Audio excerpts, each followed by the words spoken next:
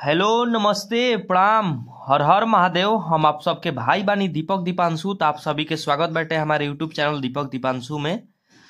तो रवा लोग कैसन बानी? हमरा आशा ना पूरा विश्वास बा कि आप लोग एकदम ठीक होखम और एकदम ठीक रह जा, मस्त रह जा, स्वस्थ रह जा और आप लोग अपने काम में व्यस्त रह जा। तो आज हम लोग सब खातिर भैया लेकर के आइल बानी एकदम प्योर देसी अंदाज में। देसी होली गाना बाटे, देवर भौजाई के मैटर बा।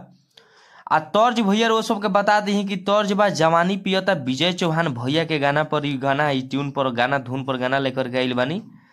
तो हमारा आशा ना पूरा विश्वास बा कि यह गाना यह वीडियो यह मैटर के बदौलत आप सबके प्यार आशीर्वाद प्यार दुलार अपने भाई दीपक दीपांशु और इस चैनल के ढेर सारा अपन प्यार दुलार प्यार आशीर्वाद देहब जा और मिली। काहे कि गाना बहुत एकदम जबरदस्त ब्लास्ट गाना बा। और जे भी भाई के हमसे पर्सनल गाना लिखवावे के होखी, म्यूजिक बनवावे के होखी, तो भाई हमारे नंबर पे संपर्क कर सकताड़न। तो भाई के म्यूजिक और गाना बना दिए, लिख दिए।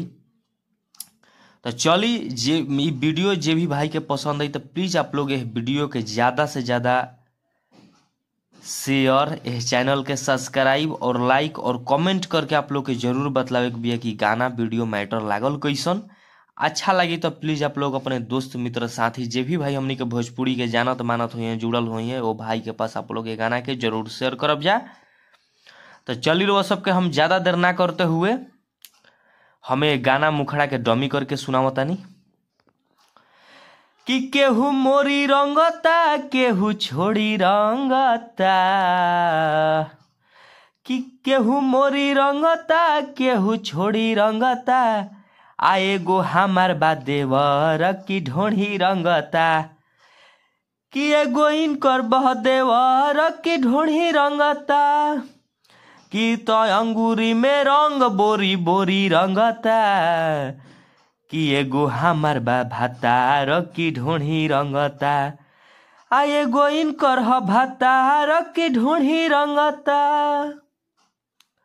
तो हम रोवा सबके देवर भातार शब्द से लिखल बानी कि जे भी भाई के जौन शब्द बढ़िया लगी जौची भाई उ गाना के गा सकताने।